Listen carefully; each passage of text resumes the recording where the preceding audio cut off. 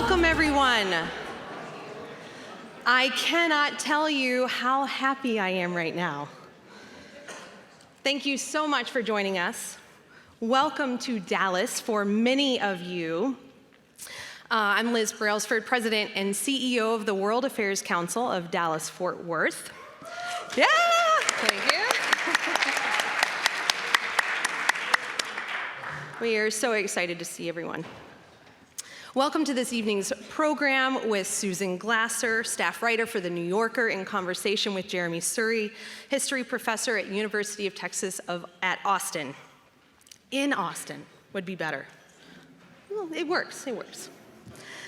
Both, yeah, that's right. Both of our distinguished speakers have been with us several times in the past, and we are thrilled to have you back here tonight, so thank you very much for your time. I'd like to thank our sponsors for this evening, Cher and David Jacobs. Thank you so much. PNC Bank, yes, thank you.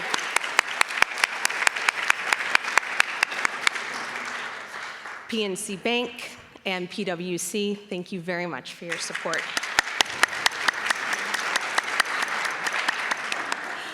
I'd also like to thank our promotional partners, the Sixth Floor Museum and also the U.S.-India Chamber of Commerce.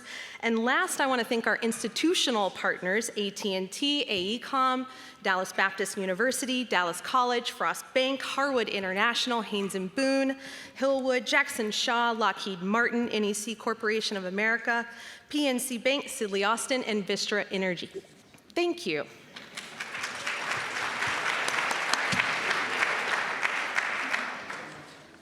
I have to say this is a special week for the Council and me personally. This week we are hosting the national network of 90 World Affairs Councils across 43 states for our annual Council leadership meeting. So everyone who came to Dallas this evening, thank you so much for joining us, and we are honored to host you and to host this meeting this week. I want to say thank you to the World Affairs Councils of America, its president and CEO, and my friend, Matthew Hughes, and the whole WACA team and National Board for their partnership and support of this week. Matthew, thank you for your energy, your leadership, and vision. As the former Chief Operating Officer of the WACA National Office in Washington, D.C., this week is particularly meaningful for me. And to all the councils from around the nation, I salute you. Our work can be difficult in this environment, both in mission and as a nonprofit, but we honor and support you. Our mission remains united and more critical than ever in strengthening our local communities' understanding of democracy, diplomacy, and national and global affairs. Don't give up. We need you. I also want to give a shout out to the Council's President Emeritus, Jim Falk. He's somewhere in the crowd. Jim, thank you.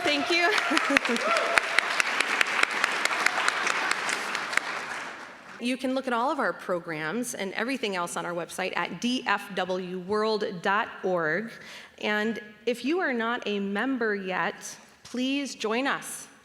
We need you. I see some new faces and not from the national network.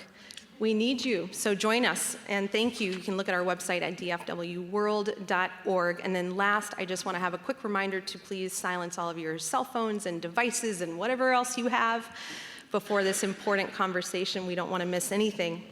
And now, I would like to welcome to the podium the World Affairs Councils of America President and CEO Matthew Hughes. And my friend Matthew, thank you so much again.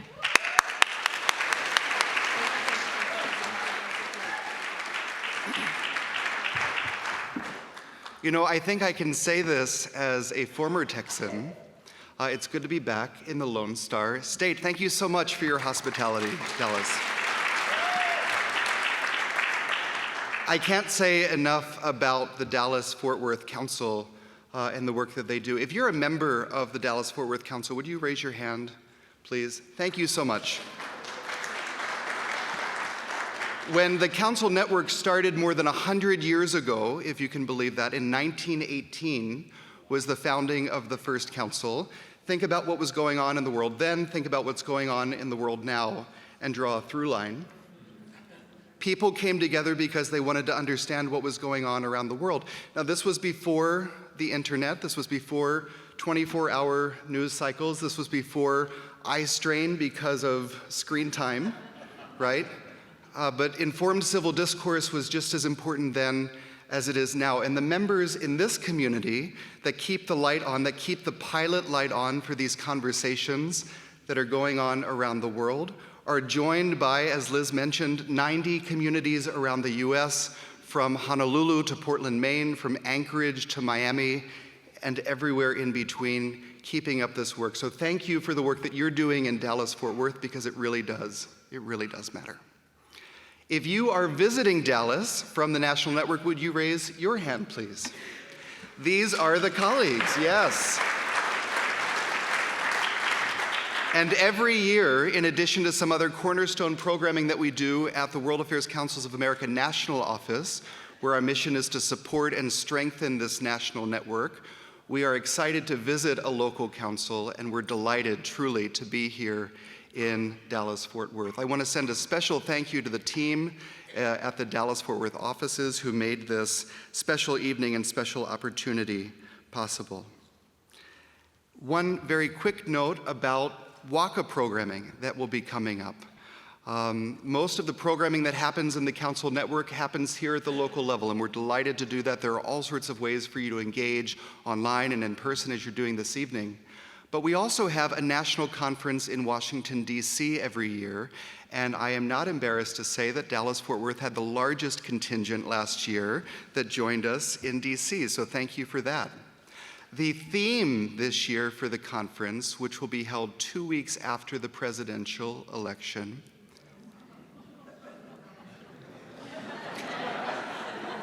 in my notes, I had pause for reaction written in brackets. The theme this year is seeing from the other side. I also had a pause for reaction there, thank you. We're very proud of that. But it's true, because we live in a time of multipolarity around the world. We live in a time of global complexity that we're going to hear this evening. I don't have to tell you about the EU elections that just took place. I don't have to tell you about the other elections that are coming in the coming weeks around the world, but also here at home, the division and the polarization that can be healed through skills like active listening and critical thinking and media literacy and, heaven forbid, empathy, right? How do we develop those? That's what we're going to be diving into, and that's what strengthens the work of the Council Network, just as you do. Thank you so much for being here this evening. Thank you for your engagement in these conversations that matter, and thank you to our speakers and everyone else. Thank you.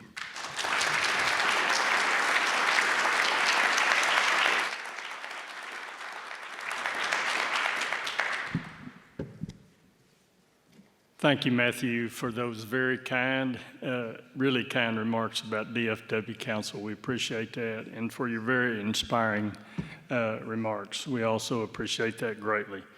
You also stole some of my thunder, but I'll come back to that in a minute. But before I start the introductions, we left out one person that I think personally needs to be recognized, and he's sitting right here. Jeff Engel, will you stand up, please? This is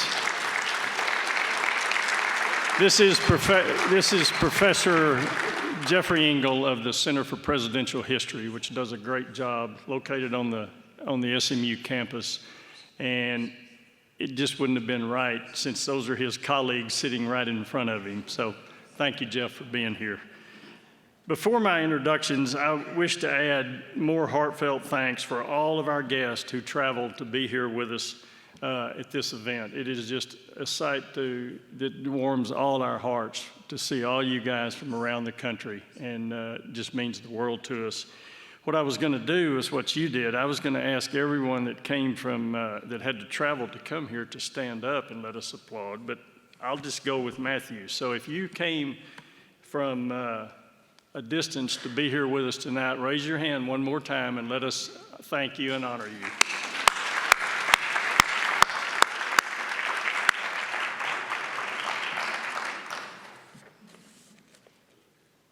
Okay, and now it is my great honor and privilege to introduce two dear friends of this World Affairs Council, and two dear friends of Sharon mine, both of you. Susan Glasser and Jeremi Suri are two of the finest patriots our country has known. And if you don't think that, I think you'll agree with me here in about 30, 45 minutes. You are about to hear two outstanding, and I'm going to categorize them, journalists, presidential scholars, presidential historian, who live and breathe democracy and all it means to the future of our country. So we're in for a real treat. Susan Glasser is a staff writer at The New Yorker, where she writes a weekly column on life in Washington. Glasser has served as the top editor of several Washington publications, including Publico, where she founded the award-winning magazine, and Foreign Policy, which won 3 national magazine awards, among so many other honors. Thank you, Susan. During her tenure as editor-in-chief. Before that, she worked for a decade at the Washington Post, where she was the editor of the publication's Outlook and National News sections. She also oversaw coverage of the impeachment of Bill Clinton, served as a reporter covering the intersection of money and politics, also spent 4 years as the Post's Moscow co-bureau chief, and covered the wars in Iraq and Afghanistan. So she has been shot around and bullets aimed at her from all different directions in the world.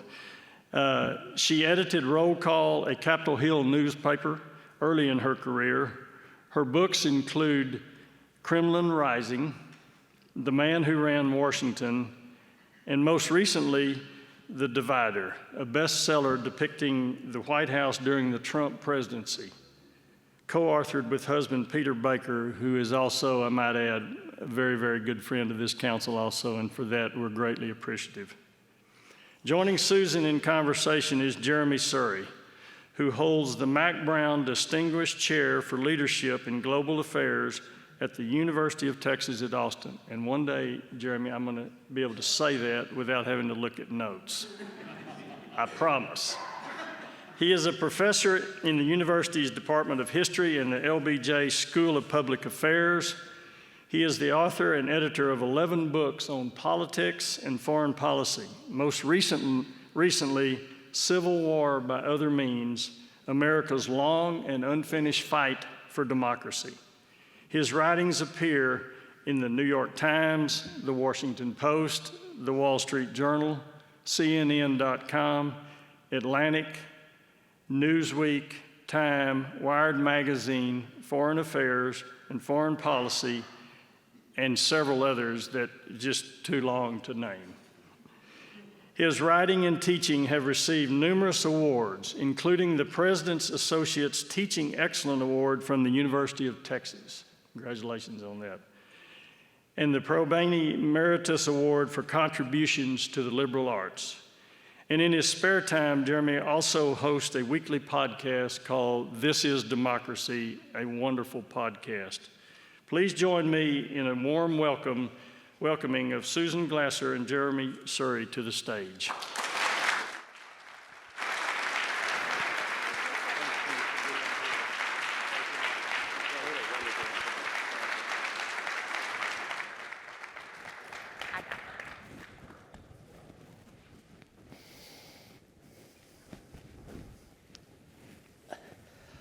I don't know if we can live up to that introduction, Susan. I think we should just go home now. No, we're done. We're done. It's such a joy to be here, and I want to tell a story about Susan I didn't actually tell her, which is that her name comes up in our household quite a lot, less so now that both of our kids are in college, because we quite frequently fight over who gets to read The New Yorker first. We're still a family that likes to read things in hard copy. And I think now I subscribe to 3 different versions of The New Yorker. So my son can get a copy in New Haven, and my daughter in Madison, Wisconsin, and we can have our copy. And Susan is just really one of our central authors that we love reading. When you're not in an issue, we feel like we're missing something. We should get a refund. I thought, Susan, I'd start with a question that connects the personal to so much of what we study. I think you and I were in college at about the same time. And when we were in college, it was the end of the Cold War. and it seemed like democracy was on the rise everywhere. I remember my first Latin American history course at Stanford. The professor said, "We've had an era of authoritarianism in Latin America, but that's over." And then, of course, most infamously, people were writing and talking about an end to history with regard to Europe. We were believers that somehow China was going to enter the World Trade Organization, and as Bill Clinton said, their entrance into the World Trade Organization was going to make them a democracy, right? They were going to open up. How did we get from that moment to today? What happened? Okay, so short answer, right? I think you're right to start the conversation there because, there's a saying in Russian. It doesn't translate all that well, but, basically the English version is, we wanted things to work out better, but it turned out as always. And, unfortunately, the world has reverted in many ways to a status quo ante, and it turns out that when you and I were growing up, when we were going to college, that this was the exceptional moment that we thought was the eternal moment. And to your point about how we happen to literally be that hinged generation, I will never forget the afternoon of November 9th, 1989. I was a senior in college, and I went back to my room, and I must have been up late. I took a nap. And when I woke up, it turned out the entire world had changed. I went downstairs, and the security guard in my building, I'd never seen it before, but somehow a little TV had materialized on his desk. And he was standing there transfixed, and he was saying, "Oh my God, oh my God." And that was the moment when the Berlin Wall fell. And I really felt like I had gone to sleep in one world and woken up in another. I recently had a conversation with another friend, also the same generation, and he said, here's a thought, but what if 1989 was the best year of our lives and we just didn't know it at the time? And, look, the Freedom House has, I think, 18 years in a row, found that democracy is retreating around the world, 18 years in a row. That's now far longer than I believe the dozen years or so in which the number of democracies around the world was expanding. And so we are clearly in a period of retrenchment.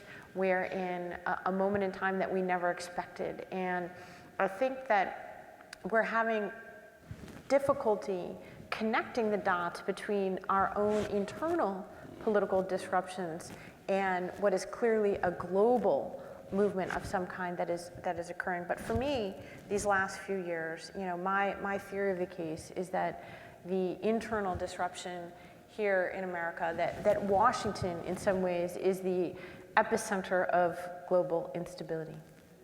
And do you see that as a reverberation of problems overseas coming home? I mean, this is something we as historians debate all the time, right? Does domestic politics drive foreign policy, or does foreign policy drive domestic politics? Something I think everyone here is interested in, right? Is this a consequence of authoritarianism at home, coming home? Is it kind of war at home? Yeah. Or are we the source of the problem overseas? Well, ask a million people, get a million answers on that question. It is my view that the U.S. is so dominant, and actually for that period, that incredible post-war period of economic and military and cultural strength, the U.S., its major enemy was itself. And I think that continues to be the case. The predictions of the stumbling of the U.S. economy have again and again and again proven to be incorrect. Still waiting for that recession to break out that everyone was sure was going to happen a couple years ago on Biden's watch. And even the consolidation of China's economy, it hasn't happened quite in the way that people predicted. And in fact, that quote, by the way, that Washington is the epicenter of global instability, that actually was a quote that stuck with me. It's not my own. It was the Japanese National Security Advisor came to Washington in January of 2017, and he sat down with Strobe Talbott. Is this better? Okay, well, I didn't say anything all that exciting. Let's start again. And the Japanese National Security Advisor came to Washington in January of 2017, right after Trump was inaugurated, and Strobe Talbott was the former U.S. Deputy Secretary of State, the great kind of Russia whisperer of the post-Cold War era for Bill Clinton, and head of Brookings. And he said, well, sir, what brings you to Washington? And he said, well, this is the epicenter of global instability. So should I use the microphone as well? Is that helpful? No, I don't. My voice is loud enough. You're good. You're good. Yeah, this is often the me. problem. My wife would tell you the problem is not that I can't be heard, but that I can.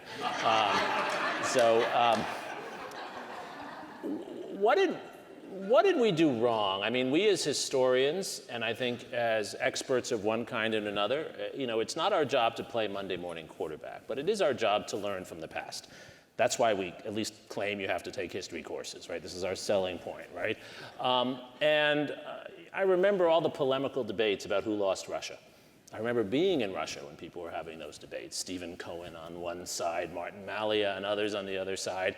It always seemed to me to be unfair to the people who were really trying.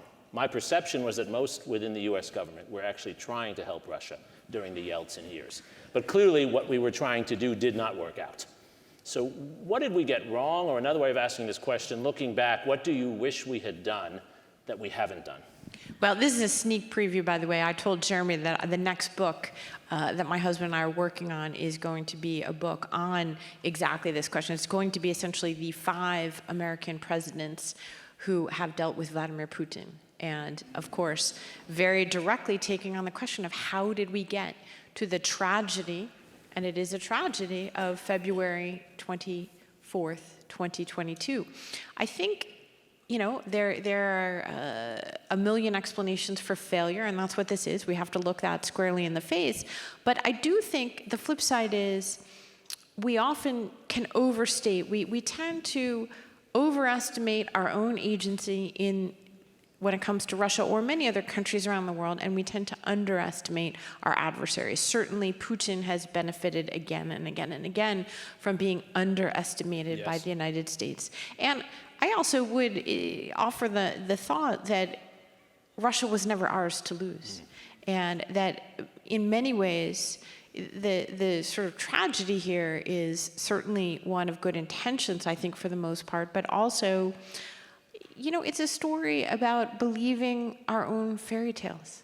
It's a story about wanting to see the world as a narrative of a kind of progress that wasn't necessarily taking place.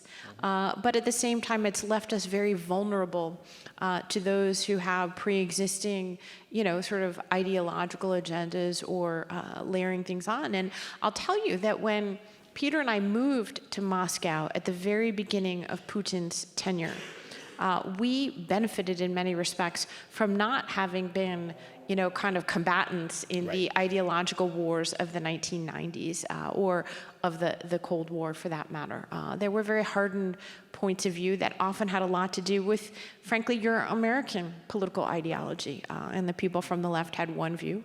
You mentioned Stephen Cohen. He was pretty sorry that the Soviet Union broke up in the first place. And that definitely colored his analysis of what took place in Russia afterwards. And so in all this kind of swirling ideological soup, I think we had the benefit of bringing a kind of neutral journalist perspective. We weren't ideological combatants. And one thing that left out pretty clearly was that there was a lot of wishful thinking from the very beginning about Vladimir Putin. While some people were clear-eyed and looked at Putin and saw KGB, KGB, KGB, as Dick Cheney was reported to have done at the very beginning, others wanted to believe this notion that he was actually a young, Western-oriented economic reformer, not necessarily a liberal, but somebody that the West could do business with. And that ignored warning sign after warning sign, because it served a variety of interests at the time. But it's a long story, but I'm glad that you began with that, because it is not irrelevant to the question of what kind of America Right. we see right now. And I think it's not always front and center in our political campaign this year, but the truth is we are at a moment where there is a real clash of ideas in a way you could argue not since the early World War II era are we having the kind of debates and discussions about American engagement in the world. Certainly when you and I grew up, these were not a staple of our politics in the way that they are today. No, I grew up believing and recognizing in my world that the Republicans were hardliners on foreign policy, right? The Republican Party that I grew up with was the party of Ronald Reagan. And it was a party that supported hardline policies. It's extraordinary today to see so many Republicans, I don't know, how do we put it, apologizing for Vladimir Putin, saying we shouldn't be involved in Ukraine. Why is that? What happened? How did the party of Reagan become, I don't want to just say the party of Trump, but the party to some extent of isolationism and Putin apologies? Yeah, well, actually, that is a good question. I mean, it's my view, first of all, that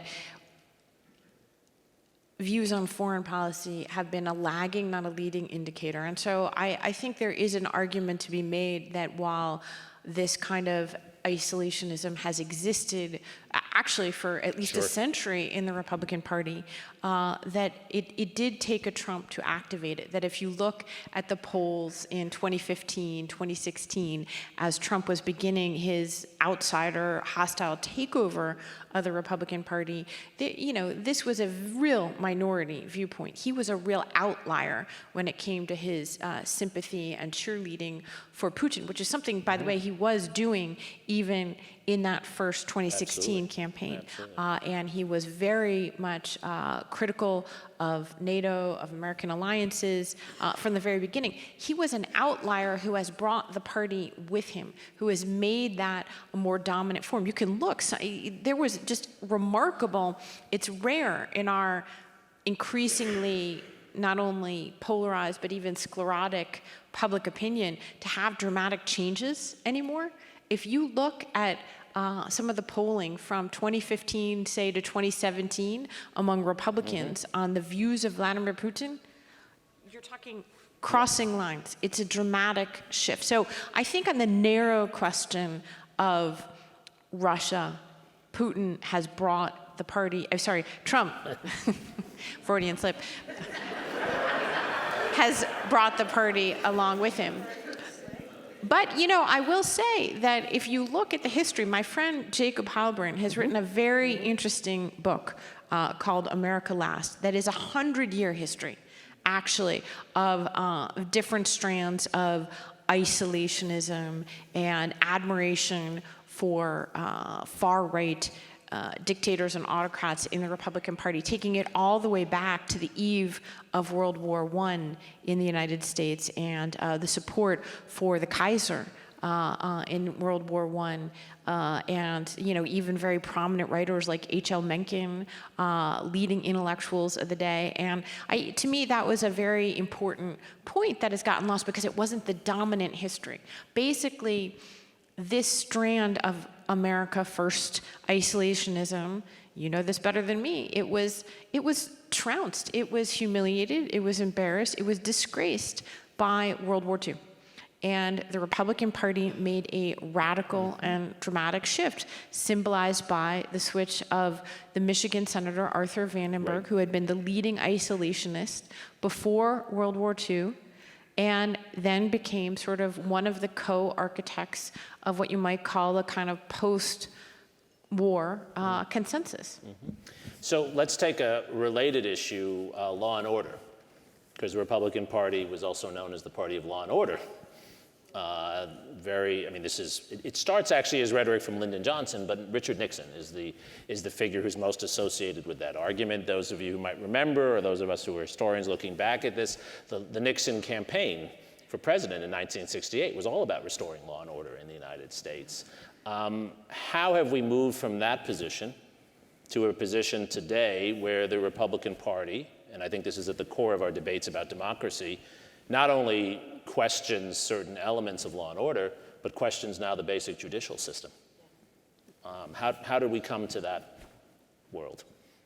By the way, just take a moment to like pause on that sentence. Even to have a question like that, can you imagine that 4 years ago, 8 years ago? No, of course not. And that is the moment we find ourselves in again and again and again. The previously unimaginable, is now what we're experiencing almost on an escalating basis. And I think this is not only an important question, but in many ways, it is the question that shows you how different that this campaign is in 2024, even than the one in 2020.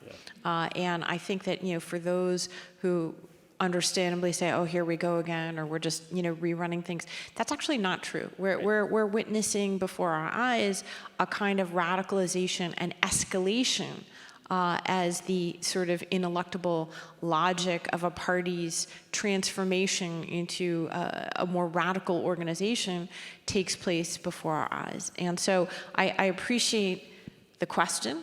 Trump himself, interestingly, was always, he has looked to that 1968 campaign, which Richard Nixon won, as the template, and tried to run a all caps law and order campaign in both 2016 and in 2020. It didn't work. And interestingly, now that he is, the first ever convicted felon, former president in American history, it's unlikely to be his slogan this time around. But no, I mean, and it's like, it's hard to know. I feel like we hear an awful lot of, call it whistling past the graveyard. It's understandable. And in American history, there have been so many close calls. People tend to say, well, somehow it'll work out. I know he's saying all these crazy things, but, maybe he won't do them this time. Maybe he'll be constrained. And the one thing the biggest macro takeaway from doing the book that Peter and I did on Trump in the White House was that assumption is not something you should rest on. The notion that because X or Y radical, dangerous thing did not occur, despite Trump talking about it in his first term in office, that it means that therefore it can be prevented once again. The biggest takeaway for both the former president and those in his inner circle was that we need to be better, smarter, and more on top of who we appoint to positions of power, and we're not going to be constrained again. Right. And so I think that that's really the most important thing to understand about why this time is different. So this is an easier question, or maybe not, but it has a yes or no answer, and of course you'll give more than a yes or no answer. But for the record, as someone who is so close to these things and understands the inner workings of Washington, I think better than almost anyone else, did Trump try to steal the 2020 election? I mean, the answer is yes. And that is it's a short question that has a lot of hot air blowing around it. But that, again, from a historian's perspective, right?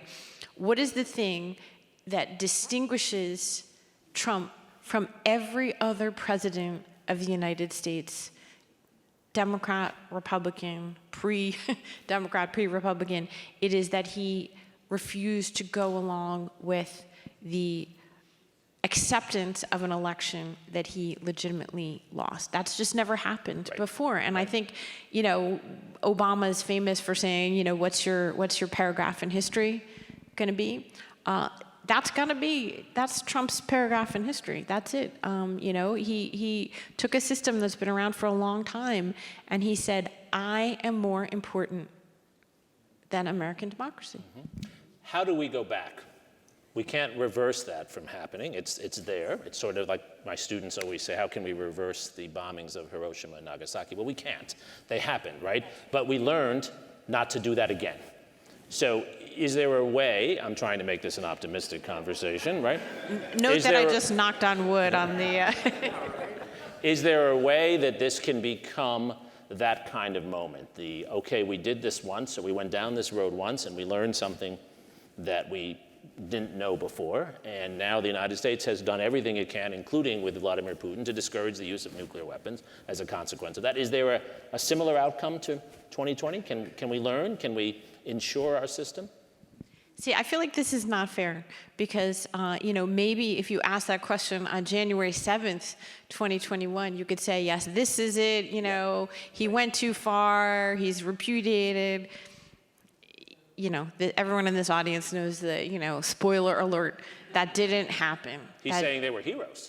That didn't happen. Yeah. And in fact, what we've seen is the exact opposite, is that that which you do not stamp out immediately becomes stronger and stronger. And, the Republican Party, by failing, to put out the fire, has allowed it to grow and to grow and to grow. And, there are many people, even among staunch critics of Donald Trump, who believed, think that they really believed that that was the moment when he had gone too far and that it was over. I will tell you, and I swear I'm not a natural pessimist, I did not believe that, and I recall staying up on the night of January 6th to wait until the final certification had occurred. Remember, they had to leave the Capitol. They came back about 8 o'clock at night, and it took until about 4 in the morning. And by the time it was over in the House, 2/3 of the House Republican Conference went ahead and voted not to certify the election. So I wasn't surprised, I'm sorry to say. But what happens, again, turning in an optimistic direction, what happens if we get through this next election and we have, as happened in 2022, we have an outcome, and it doesn't matter which side we're on in this room, but we have an outcome, and it moves forward, and the new government takes shape, and at some point, the current individuals on both sides, Trump and Biden, their actuarial tables don't have them going that much farther, right? There will be a time when they will leave the scene. What happens then? Well, by the way, never say never. My husband was supposed to be the Miami bureau chief at one point for the Washington Post because he was convinced that was when Fidel Castro was finally going to die. So, we don't know what we don't know. Look, let me just say this. I appreciate the effort to make it an optimistic question, but I would remind you that it's only June of the election year, and one of the two candidates has already said that he will not accept the results of the election unless he wins. And, I know we're inured, it's unpleasant, you don't want to engage with it. You wouldn't let your kid participate in any contest in this way. In your business, you would be in big trouble if you operated in this fashion. In our democracy, it's a potentially fatal blow, okay? So no, I think that that's the crisis that we're in fact, is that it's not okay, well, we'll just get to November and then, either Trump will be defeated and he'll go away, or, he'll win and everything will be fine because somehow it's always fine. Those are the least likely scenarios for what's going to happen next. Is there a scenario where there is a new Republican Party, a post-Trump Republican Party, or maybe it has a different name, and there's a figure like John Kasich or Larry Hogan or Nikki Haley? Is such a thing a reality? See, I love how he puts a question mark at the end of all these. Our historian knows the answer to these questions. Look, the numbers this year, it was very interesting. There certainly was an effort by a kind of a rump group of what you might call the old Republican Party to find a different candidate this year. Not only did it not succeed, but I think it revealed in many ways its limitations. At most, you're talking about a quarter of the Republican Party that's not sort of fully magnified at this moment in time. And even among those, many of those figures who clearly, do not prefer Trump as their candidate because we have already lived in a state of what you might call escalating partisanship. Even many millions of those voters will still nonetheless vote for Trump, including their standard bearer. And I think that, the answer to your question is embedded in the choice of people like Nikki Haley to say that Donald Trump is unfit for office, that he is unfit for public life, that he is unhinged, but also that she will vote for him. This is, people generally don't make complete fools of themselves unless they have some major incentive to do so. And, you look pretty stupid if you say that somebody is completely unhinged, but, it's totally fine for him to be president, right? So obviously there's a significant incentive for anyone who sees themselves having a continuing future in the Republican Party today. That's where the incentive structures are. And so you'd have to judge the possibility of what, the kind of reversion to the status quo anti-republicanism to be extremely unlikely, and that the future that it seems headed towards is a more kind of J.D. Vance-ified, if not Marjorie Taylor Greenified Republican Party. I see she has a lot of fans in the audience here, right? Yeah, it's a real difficult issue for me to understand, because I meet so many Dallas Republicans who are reasonable people and don't like this. In fact, I even know through fundraising for UT a number of billionaires in Texas, not Tim Dunn, but other ones, who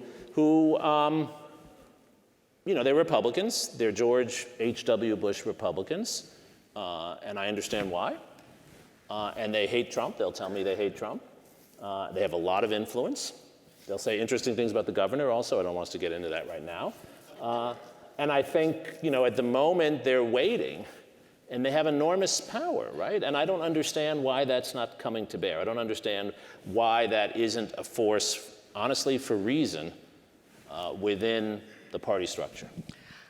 Well, when you find out the answer, will you please let me know? It's interesting. Our book before The Divider was a biography of Jim Baker.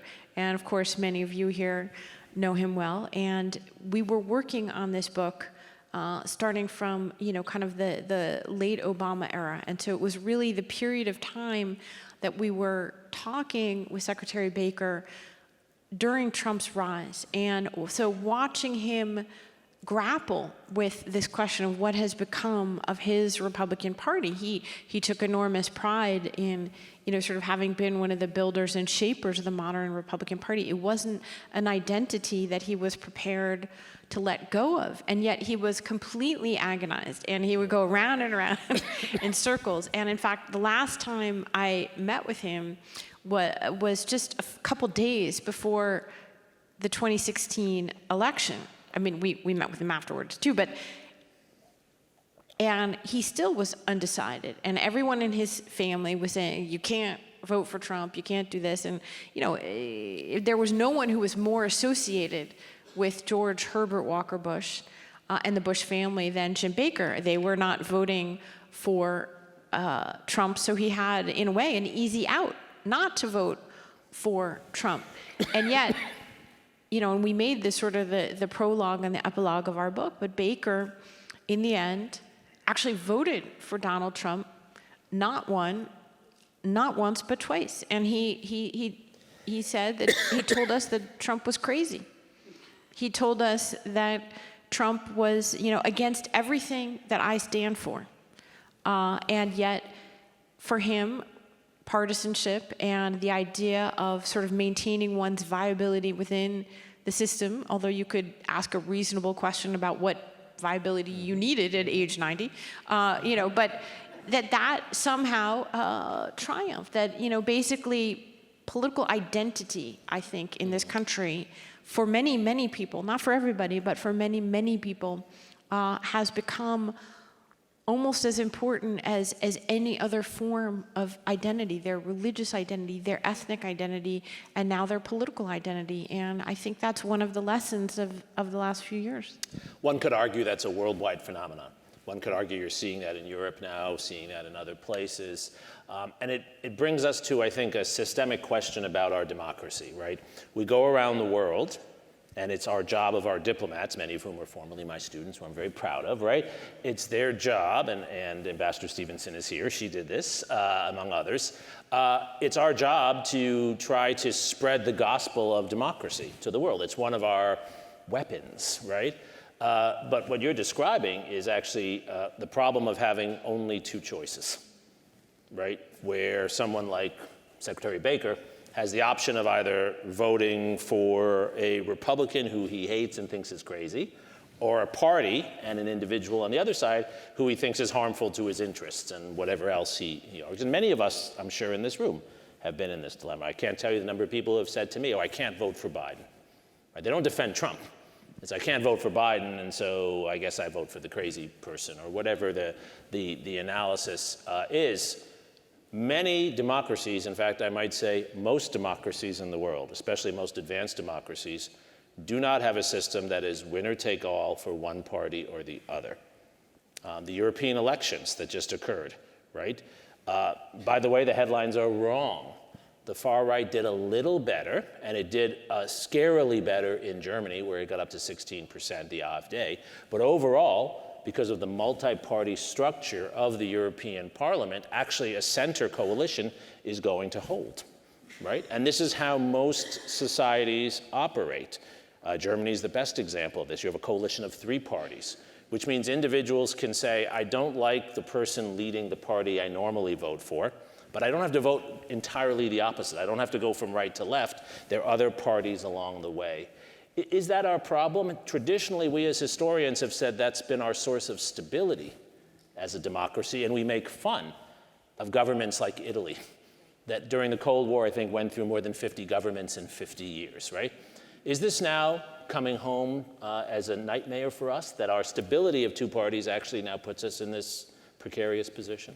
Yeah, I mean, I think that there's certainly a strong argument that in the modern media era, with the profusion of information and disinformation and misinformation, that stakeholders in our democracy are interacting with it in a totally different way that has led to us, being essentially the source of our own instability. We are the crisis. The extremism that we're seeing is a product. For example, do you know how many members of Congress have lost in their primary races this year? The answer is none. The answer is zero. It's really zero? Wow. And the reason is... So Nancy Mace tonight. We'll see what happens. Sorry, That's right. That's right. That'll be interesting. But, the bottom line is we've sifted, we've sorted, and, in some ways, we are more geographically back to essentially offering people within those regions no choice whatsoever. That heralds back to, the 19th century in many ways. And it's, I think, a reason for us being the epicenter, again, of instability. We have so much power in the world. Our elections are global because the consequences are global, but our democracy is a more rickety edifice than any of us understood before the crisis hit. So before we go to an audience question, I have to ask one follow-up on that. Our governor, who I often don't quote, but I will now, has argued, along with one of my very distinguished colleagues, Sandy Levinson, so we have someone on the we have someone on the right and someone on the left, both arguing that we need to rewrite the Constitution. That actually our problem is that we're stuck, right? It's certainly our problem with elections. I think everyone watched this happen this week, right? 700 million people voted in India, where my father's from. And there was a result. It took 6 weeks to count, but they vote in different parts of the country. It was a result overseen by a federal election commission. Modi, a would-be dictator, lost a lot of seats. And there was no way for anyone to storm the Lok Sabha and prevent the election from being affirmed, right? They actually ran a more modern election than we run. We can't do that because the Constitution tells us that in November we're not having one election, right? We're having 50+ elections, right? And Texas will run an election just as Massachusetts will run an election. That's a constitutional problem. The Electoral College, which no one understands, no one even in this room, because it's not a college.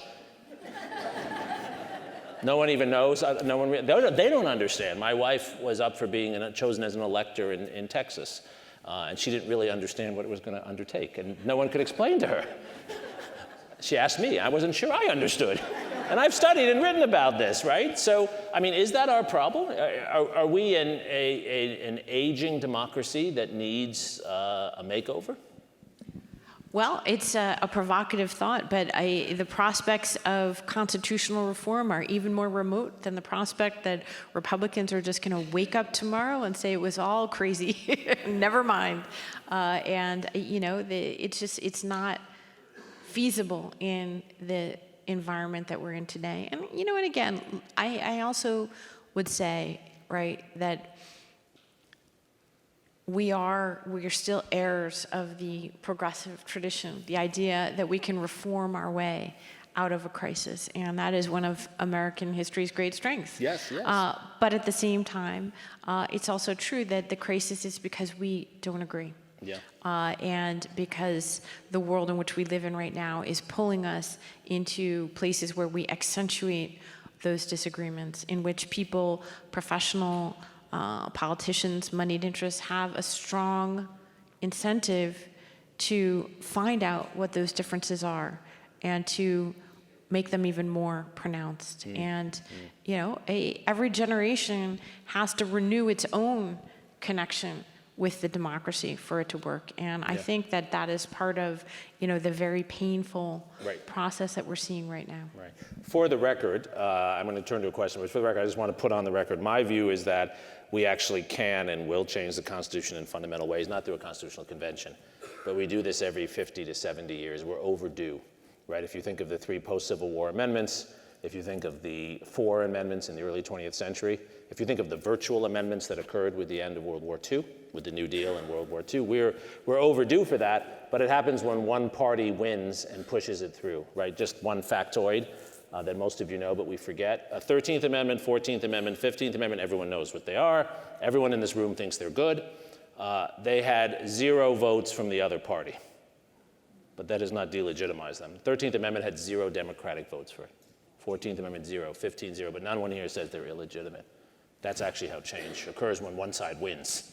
Yeah, but I have to say right now, we're not in a period where we're moving towards the expansion of rights. We are looking at a crisis situation in the country where a minority elected and minority appointed Supreme Court is taking away rights for arguably the first time in our history. And for anyone here who thinks that it's not going to stop with Dobbs, and that's the truth. And it's the same thing as saying that somehow the Trump movement was going to burn itself out on January 7th. That is not what history suggests is the course. In fact, we are potentially early days in a cycle of reaction. I agree that it's likely a cycle, and that at some point the pendulum will change, but we are in that cycle of reaction, and we have not seen its high water mark yet. I agree with that, and each of the examples I gave, of course, had major disruptions, major harm, major death and violence,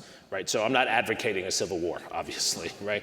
Okay, so we could go on forever up here, but I think we should allow our audience to come in. So please put your hands up. Who would like to go first? This gentleman, I saw your hand first, and Isai will come with a microphone, Paul. Thank you very much. Please identify yourself also. Paul Redman from Dallas. I'm always interested in the Putin-Trump relationship, and I wonder if you could amplify on the Putin-Trump relationship. Sure. So may I put a particular question to Susan to follow that? What does Putin have on Trump? Was that your question? Yeah. In short, let's see. We don't know what we don't know. But what we already do know is more than striking. And, it's funny. I remember back in when Trump had first come to office in early 2017, and, this was at the very beginning. We didn't know, what investigations would turn up. But that in some ways enabled us to lose sight of what we do know, which is that we've never had an American president who has so openly admired America's adversaries and consistently, sort of dismissed America's allies. That's just not something we've certainly had kind of in the Cold War, the, strategic uses between various, unsavory autocrats and dictators around the world, right? There's no question we have a history of that. But we weren't having love affairs with them. So I think it's important to point that out, that for me, that's one of the ways in which Trump is such an outlier among American presidents. And I think it's also fair to say, of course, I've interviewed, everyone who interacted with Trump again and again and again on this question. And there's different schools of thought. Some of the people, like my good friend Fiona Hill, who served as Trump's NSC senior director for Russia for much of his term in office, she believes that the Putin thing is connected with Trump's overall admiration for dictators and strongmen. There are others who occupied very senior positions working for Trump who take a different view and believe that more specifically Trump feels himself in some way to be compromised, to be vulnerable to Russia. Again, you don't really have to speculate. His sons were quoted publicly as saying that much of their money after Trump's bout of bankruptcies came from Russians, that basically laundering Russian money was the foundation of their business resurrection. And there's no question that was an important source of real estate funds for Trump at a time when he needed them. It's also true that no one's fully investigated that source of money and to really understand it in some important way. We also know that he was obsessed with doing a deal in Moscow, and that Michael Cohen, his former fixer, that's his theory of the case, is that basically this was the mother of all deals for Donald Trump that he was chasing, and that explains his sycophantism for Putin. I don't think we need to know the answer definitively to know that it's one of the most shocking things actually about Donald Trump, and that you'll hear a lot of hot air over the next few months in a campaign context. But the fate of Ukraine as an independent nation will be very, very, very much in doubt should Trump win in November. And he's never considered Ukraine to be an independent country. He actually told that to Petro Poroshenko, the previous leader before Zelensky, in an Oval Office visit in 2017. Can you imagine telling the president of a country to his face, who's come to the White House, yeah, you're not a real country. Yeah, I know. I talked to some guys in Florida. They told me it's not real. Everybody's really Russian there. And, I say that, it sounds kind of like just another wacky thing, but it's a pretty profound point of view. And it's a point of view in which, the weak are nothing and the strong rule. And that's a radically different vision, I think, of the world than the one that we've been living in more or less since the end of World War II. One of the things that shocked the people, Susan knows more people in Washington than I do, but I do know some people in the intelligence community, some of them were my students, et cetera. What really shocked them was the Helsinki meeting, which I think everyone here remembers, where he was briefed by his intelligence advisors, who are nonpartisan and probably Republicans, actually, and then talked to Putin for a few minutes and said he believed Putin over his own intelligence. Yeah, I was there, actually, in Helsinki, and it was a breathtaking moment. And actually, we reported in the Divider, Dan Coates, former Republican, very conservative senator from Indiana, was the director of national intelligence. He was back in Washington at his office at the DNI when Trump gave that Helsinki press conference. And our sources told us that he not only experienced this as literally like a kick in the stomach, but he turned to his aides watching the President of the United States in Helsinki, and he said, well, maybe Putin really does have something on him after all. We have a question back here. Please identify yourself. Hi, my name is Lindsay Johnston. I'm a teacher in the area in one of the international baccalaureate programs. Thank you for being a teacher and for being here. Thank you. So as you can imagine, teaching a lot of what you're talking about to high school students at this particular juncture in U.S. history is a very challenging position. I remember watching in 2016 and watching Brexit happen and thinking, Trump's going to get elected. We're going to have this corollary between what just happened in Europe and what's happening here. And now as a teacher, preparing to teach students in an election year, watching the European elections. And I know you answered earlier that you believe Washington is kind of the epicenter and we export the instability. But do you think that there's any relationship or any significance to what's happened in these European elections and the implications that they'll have for our election in November? Great question. It's a great question. Look, the world, now speaks to each other, in real time, right? And so there's a lot of learning back and forth, and you have the love affair not only between Trump and Putin, but between the American right and the far-right parties of Europe, for example, in Hungary, which has become an outsized influencer of American elections. Very unlikely story of the last few years. But I think Jeremi's point is important. What's happening in Europe suggests how we've allowed a relatively radical fringe in our country to gain disproportionate power because they've taken over essentially one of our two political parties. And I think that's the context, right? You see that those far-right parties, can dominate in some countries like Italy in coalition politics, but generally speaking, they are minority parties, and the difference is that in a parliamentary system, there's much more kind of ceiling to their power, whereas in our system, that's not the case. So I don't think we're leading. I do think that it's not an accident that you are seeing around the world the similar stories around the struggles of post-industrial nations. For example, after the pandemic, you're seeing a huge bout of inflation in many countries around the world. In fact, the US recovery has been stronger than in many other European countries. And so, my view is that these things speak to each other. Ask many of the Brits how they feel about Brexit 8 years later. And, I don't think that we're going to see the rise of the far right as the dominant narrative, quite likely, in the British general election that is now coming up on July 4th. Certainly, if you look at the polls, it suggests that Labour is poised to take over in the UK for the first time in many, many years as a result of not only Brexit, but years of, sort of Tory fumbling with the consequences of what may well turn out to have been a catastrophic decision by British voters. David Jacobs, I know you. Yeah. Jeremy, I was just going to say, this needs to be said. And then we'll. Lindsay, please stand up. This was our educator of the year.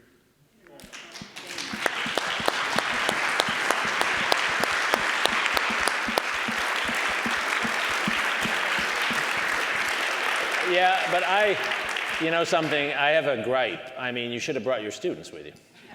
You brought a few, right? Okay.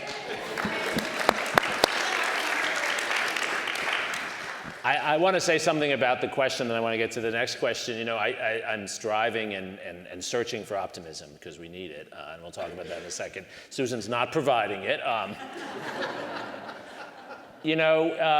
actually think it's possible that what's happening overseas is having a very positive effect for us. Remember what I said about India. Everyone thought Narendra Modi, because he controlled the election in a way that no one in the US does. He controls the press in India. I was just there a few months ago. It's almost impossible to be an opposition press there. No one thought that he was going to lose seats. He lost 63 seats. He has far less power. He now needs to form a coalition government, and he looks weak. He looks weak. Poland had an election that produced a much more democratic government, right? The European elections, yes, the right did a little better, but nowhere near as well as they thought they were going to do. It looks like in Great Britain, the left will win. There might be a moment we come to in December, maybe, and if it happens, you heard it from me. If it doesn't happen, you didn't hear it, that we say, actually, this is the year of democracy. More countries are voting than ever before in our history.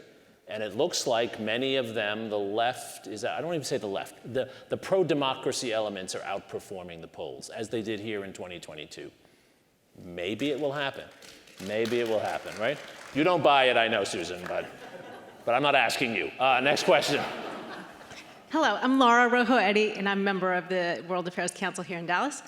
So quick question. Susan, you mentioned earlier that the two most unlikely scenarios would be that essentially either candidate would win and it would be fine.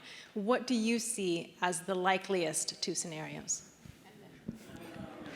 Well, those are, let's just say I would prefer those scenarios. It would be better for the country. But I think that we do have an obligation, especially after 2020, to take very seriously when one of the two candidates says that he will not accept the results of the election.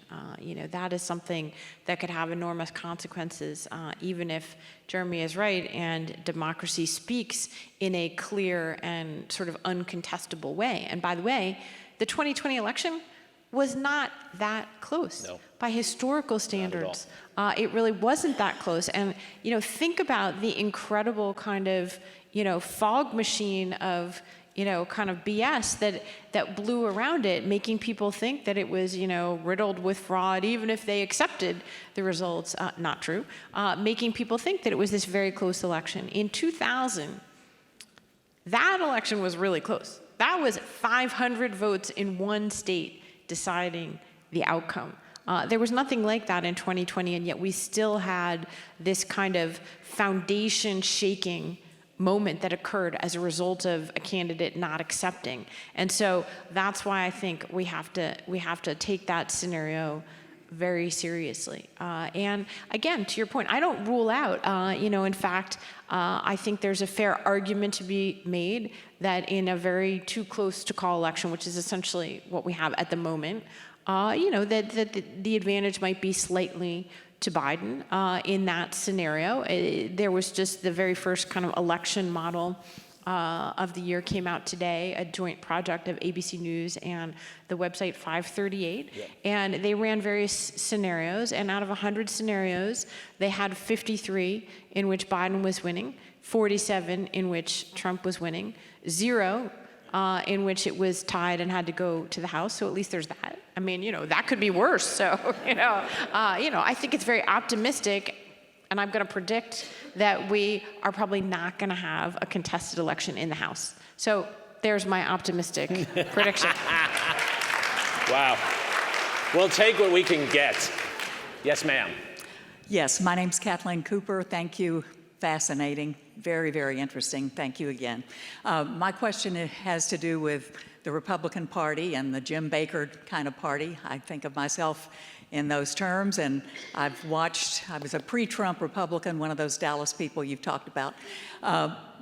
So I've been hopeful that if, in fact, former President Trump loses in November, that in fact the Republican Party could start to evolve backward toward the way it was before. But I heard you say that you don't think that necessarily will happen, so I see some other people want the same thing. Do you have a scenario? Or what would that scenario be to get the Republican Party back to something more institutionally sane? Yes, I think sane was a good word. Historical. Yes. Either way, thank you.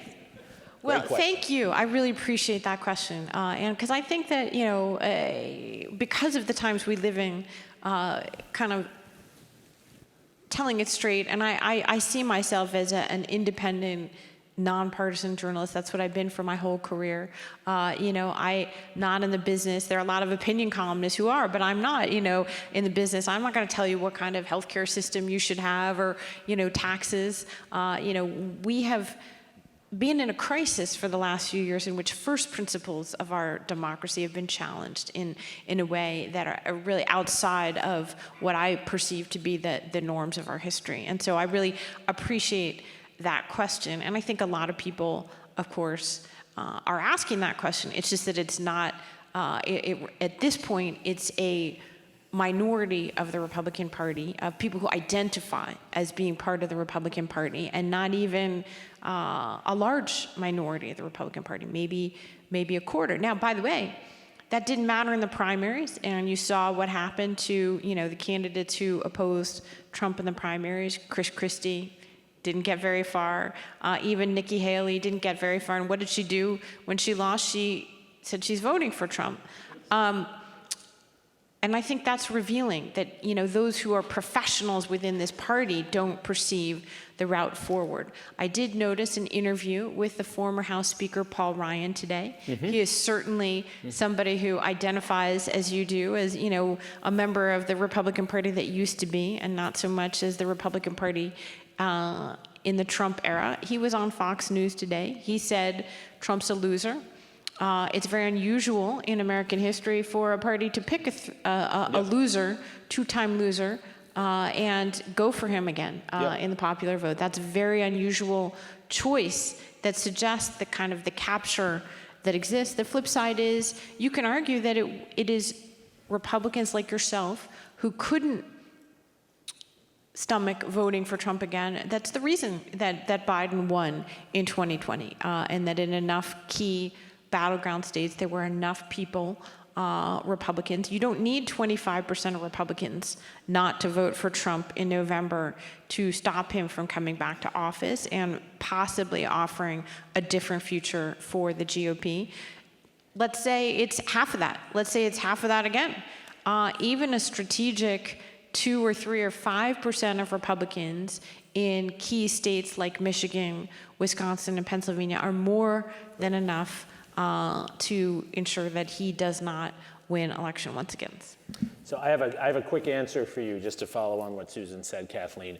If hypothetically, I think this could have happened and didn't and can still happen, if hypothetically the Republican governor of a large state that borders Mexico decided that instead of following the lead of a demagogue, he wanted to actually articulate an alternative version and brought his state along and others and his donors along, he could take over the party again.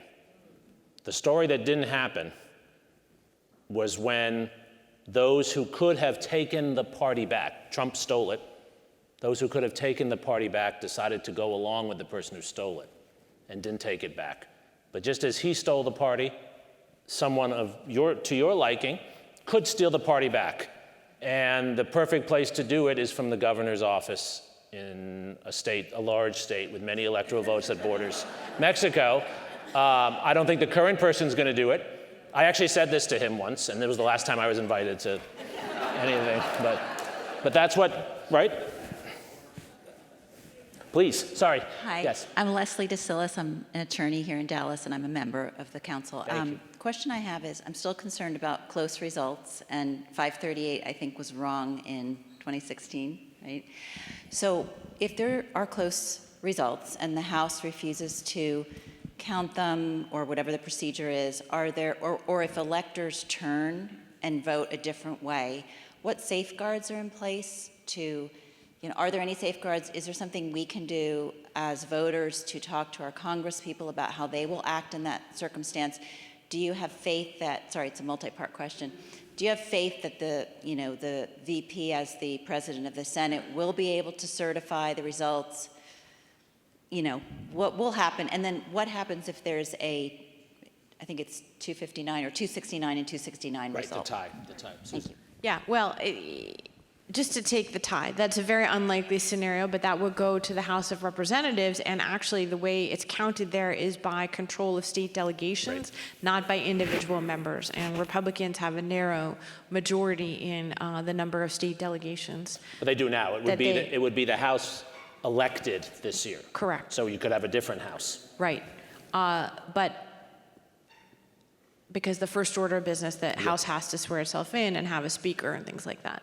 And so we all saw by the way, what happened at the beginning of 2023, 15 ballots to get a speaker. So imagine, there's plenty of horror scenarios you could have there, right, where the House is deadlocked before it even gets to the question on January 6th of resolving the presidential race. But onto the more likely scenarios that you're bringing about, the one major reform that this Congress has done in order to kind of Trump-proof a repeat of 2020 is a reform to the Electoral Count Act in order to clarify. They did pass that, and it was signed into law, and in order to clarify some of the ambiguities that people identified as a result of the post-2020 election assault on it.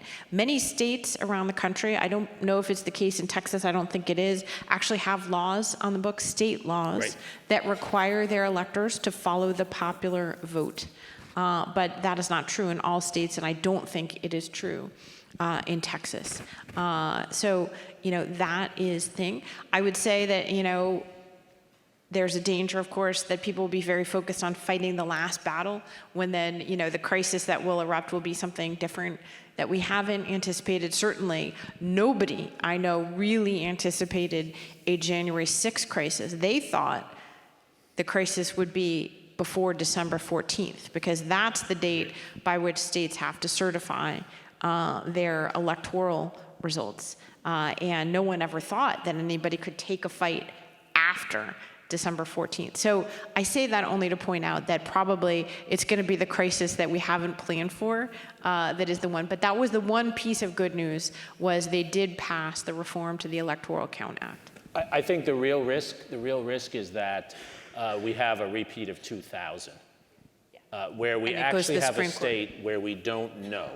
So long as it is clear who has won each state, even if that person has won that state by a small margin, right, we should be okay. That's not certain, but we should be okay. But it's the Florida scenario, which I will say in retrospect makes the whole Gore-Bush relationship so interesting. Jeff Engel and I are going to be talking about this on a podcast soon, right? The fact that Al Gore actually conceded is, I think, one of the most important moments in our recent history. We don't have any reason to believe that Donald Trump would concede if in that same position, and certainly Biden would be pressured not to concede in that same position. So the nightmare for me is 2000, which, by the way, is also 1876, where Florida, South Carolina, and Louisiana are disputed, right? So it really comes down to states. So long as the winners in the states are clear, I think we will be okay.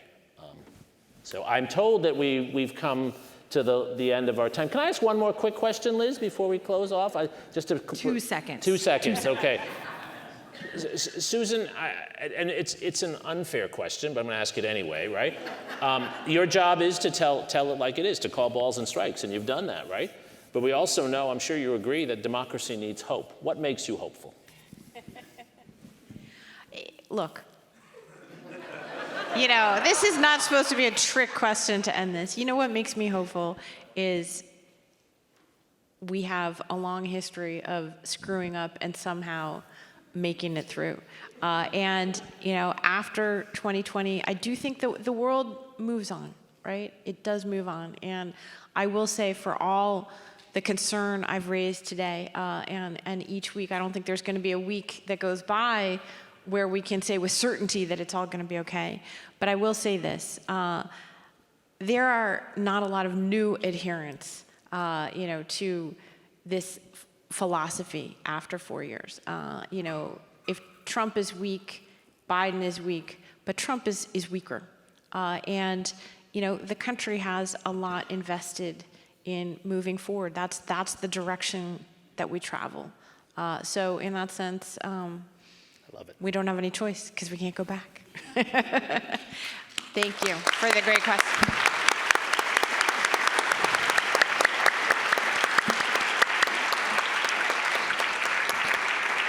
Well, thank you for that uplifting conversation. I'm glad you ended on a high note, and I'm glad I live in Dallas. I'll say that I was speaking with a board member right before the program started, and we're getting our own stock exchange here. So, exciting things are happening here. And speaking of the board, I just want to say thank you very much to all the board members who are here this evening for the council. Really appreciate you. Thank you very much.